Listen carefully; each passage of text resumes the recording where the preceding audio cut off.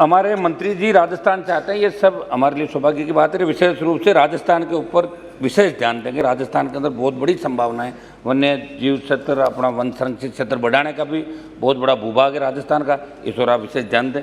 विधेयक के उद्देश्यों और कारणों के कथन के लिखे अनुसार विधेयक वन्य जीव संरक्षण कानून 1972 में संशोधन के लिए लाया जा रहा है। महोदय, मैं बताना चाहता हूँ कि भारत दुनिया के सबसे बड़े जैव विविधता वाले क्षेत्रों में से एक है और मैं सरकार को कहना चाहता हूँ कि संरक्षित वन्य जीवों के खिलाफ अपराध उल्लंघन के मामले में जुर्माना राशि बढ़ाने से बड़ा सुधार आएगा, लेकिन कानून में कठोरतम से कठोरतम सजा और प्रकरण में त्वरित कार्रवाई भी जरूरी है। मैं मंत्री जी का ध्यान आकर्षित करते हुए बताना चाहता हूँ कि IUCN के अनुसार संकटग्रस्त प्रजातियों की लाल सूची में भारत में पाई जाने वाली 239 जीवों की प्रजातियाँ लुप्तप्राय, जिसमें स्तनधारियों की 45 प्रजातियाँ, पक्षियों की 23 प्रजातियाँ, सरीसृप की 18 प्रजातियाँ, उभयचरों की 39 प्रजातियाँ और मछलियों की 114 प्रजातियाँ शामिल। मेरे राजस्थान के राज्य पक्षी गोडाउन की प्रजाति भी लुप्तप्राय होने को है, जो चिंताजनक है।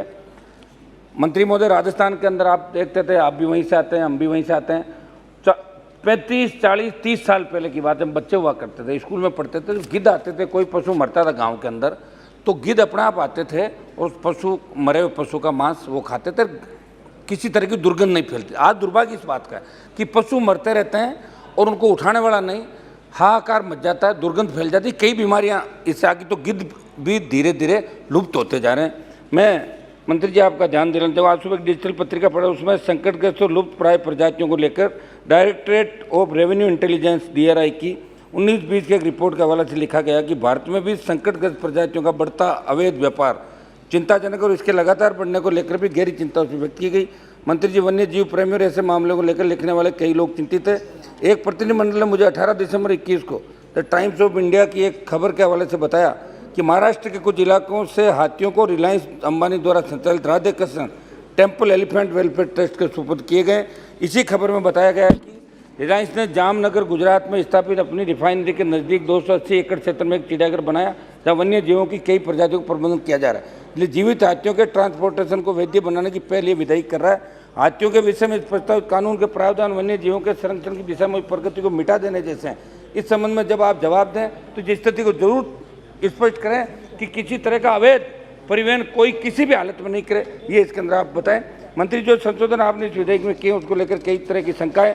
आज लोगों का कहना है कि केंद्र सरकार ने लुप्तप्राय प्रजातियों के व्यापार पर रोक लगाने के लिए अंतर्राष्ट्रीय प्रावधानों को लागू करने के नाम पर वन्य जीव संरक्षण अधिनियम 72 में कई प्रकार के संशोधन पेश किए और इसके कारण लाभ होने के साथ वन्य जीवों के लिए बड़ा खतरा उत्पन्न हो सकता है। विशेषज्ञों का कहना है कि इससे हाथियों का व्यापार शुरू हो सकता है और मौजूदा कानून के तहत लकड़बग्गा, लोमड़ी, सियार जैसे जानवरों को मिली सुरक्षा छीनी जा सकती है। नतीजतन इन जानवरों की हत्या करने पर कोई कार्रवाई नहीं होगी, इनके चमड़े के गैर कानूनी व्यापार में बढ़ोतरी होने की आशंका है। इसके साथ ही केंद्र के प्रस्तावित संशोधन के चलते राज्य वन्य जीव बोर्ड के करीब निष्क्रिय हो जाने की आशंका जताई गई है।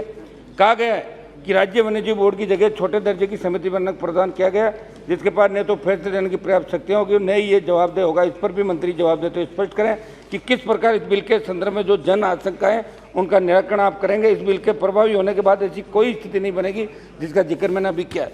सभापति महोदय, मैं आपके माध्यम से माननीय मंत्री जी से जानना चाहता हूं कि वन संरक्षण अधिनियम 1980 के प्रावधानों के अनुसार किसी भी स्टेट को वन भूमि पर खनन सहित गैर वन कार्यक्रम केंद्र की स्वीकृति जरूरी है। ऐसे में 31 मार्च 2022 तक विगत 10 वर्षों में राजस्थान में 145.45 हेक्टेयर और देश के विभिन्न राज्यों में 38,846.7 हेक्टेयर वन क्षेत्र में खनन की अनुमति किया गया।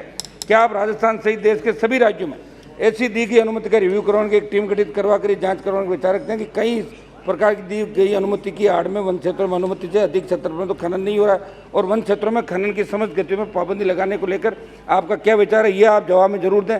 हमारे राजस्थान, प्लीज कंक्लूड, प्लीज सभापति महोदय, राजस्थान के भरतपुर जिले में पहाड़ों को बचाने के लिए अभी हमारे अवैध खनन को रुकवाने के संत विजयदास जी महाराज को आत्मदाह करना पड़ा, उनकी मृत्यु हो गई। वहाँ के जिम्मेदार उनके द्वारा किए गए आंदोलन के दौरान सोते रहे, CBI जाँच की मांग उठी और उस क्षेत्र में जो सरकार ने उसको संरक्षित क्षेत्र तो घोषित कर दिया, लेकिन कई मंत्रियों के क्रेशर हैं, कई विधायकों के क्रेशर हैं, CBI जांच की मांग उठी और ED वहाँ कार्रवाई कर सकती है। ये मैं मंत्री जी आपका ध्यान आकर्षित करना चाहूँगा कि बाबा विजयदास जी ने जो आत्मदाह की, वो बलिदान दिया, वहाँ ED की कार्रवाई, आप जगह जगह ED की कार्रवाई करा रहे हैं, तो वहाँ भी करवा दें आप ED की कार्रवाई।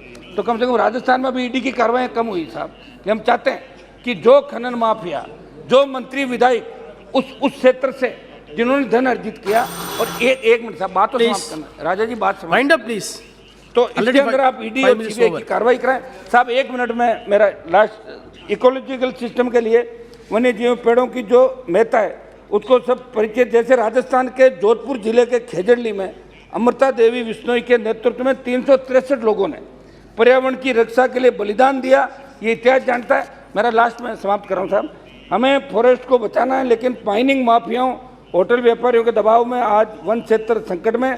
मेरे प्रदेश के चूरू जिले के स्थित ताल छापर अभियान, जिसमें 3000 से ज़्यादा काले हिरण है, इसमें सुधार के स्थान पर स्टेट गवर्नमेंट ने इसका इको सेंसिटिव जोन घटाने का फैसला किया, जिस पर माननीय उच्च न्यायालय ने संज्ञान लेकर इससे क्या मंत्री जी इस पर ध्यान दें। लास्ट में मेरा समाप्त कर रहा हूँ साहब, please wind up now please. आखिरी साहब, आखिरी एक मिनट है ना, 1 मिनट। राजस्थान में संरक्षित गोचर की भूमि को, जितनी हमारी गोचर है उसको विकसित करने, अंगोर की भूमि को संरक्षित कर उन्हें गौशालाओं के लिए आवंटित करने का गो अभयारण्य बनाने की जरूरत है, क्योंकि टाइगर रिजर्व के लिए जब प्रावधान हो सकते हैं तो गायों के लिए भी क्यों नहीं। अभी गायों में लंपी स्किन बीमारी फैली हुई है, उस पर नियंत्रण जरूरी है। आपके मंत्री संजीव बालियान जी ने संज्ञान लिया, टीमें भी राजस्थान के अंदर भेजी, गाय को राष्ट्रमाता का दर्जा दिया जाए, गाय को बचाया जाए, राजस्थान से इसकी पहल आप मंत्री जी करें। एक ऊँट का मामला साहब, लास्ट मेरे स्टेट का ऊँट जो राजस्थान के अंदर पाया जाता है, बहुत ही विशेष।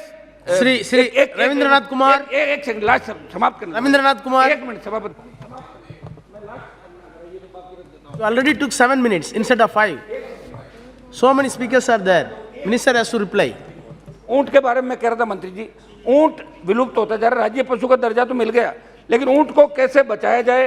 ऊंटों के जो मेले पड़ते थे हमारे नागौर, पुष्कर, तमाम जगहों पर, आप अजमेर से पट गए हैं, ऊंट को हमें बचाना है। राज्य पशु का दर्जा घोषित कर दिया, लेकिन इससे लोगों ने ऊंट पालना छोड़ दिया।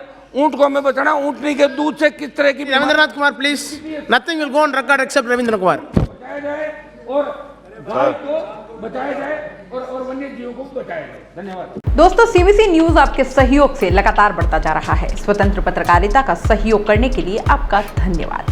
सबसे पहले तो जिन लोगों ने हमारे चैनल को सब्सक्राइब नहीं किया है, तो पहले सब्सक्राइब करें, जिसका कोई शुल्क नहीं लगता और बड़ा आसान है। बस नीचे दिख रहे लाल सब्सक्राइब के बटन को दबाना है और पास में दिख रहे बेल आइकन को भी दबाना है, ताकि आपको अपने सीबीसी न्यूज के हर अपडेट्स मिल सके। हमारे इंस्टाग्राम पेज और फेसबुक पेज को भी लाइक करें, फॉलो करें, वहां पर भी आपको मिलती है तरह तरह की अपडेट्स। हम पूरे राजस्थान से आपके लिए लाते हैं वो खास खबरें जो आपके लिए जरूरी है, और वो भी पूरी बेबाकी के साथ। पत्रकारिता के इस मुश्किल दौर में आपकी आवाज जिम्मेदारों तक पहुंचाना ही हमारा लक्ष्य है, और ये आपके सहयोग के बिना संभव नहीं है। हमारा सहयोग करें, स्वतंत्र पत्रकारिता में अपना योगदान दें और ज्वाइन बटन पर जाकर सदस्यता लें, चाहे सबसे छोटी सहायता के रूप में ही क्यों ना हो। जनता की बेबाक आवाज बने रहें, उसके लिए सहयोग आपको ही करना है। सब्सक्राइब करिए और ज्वाइन बटन पर क्लिक कर सदस्यता ग्रहण कीजिए।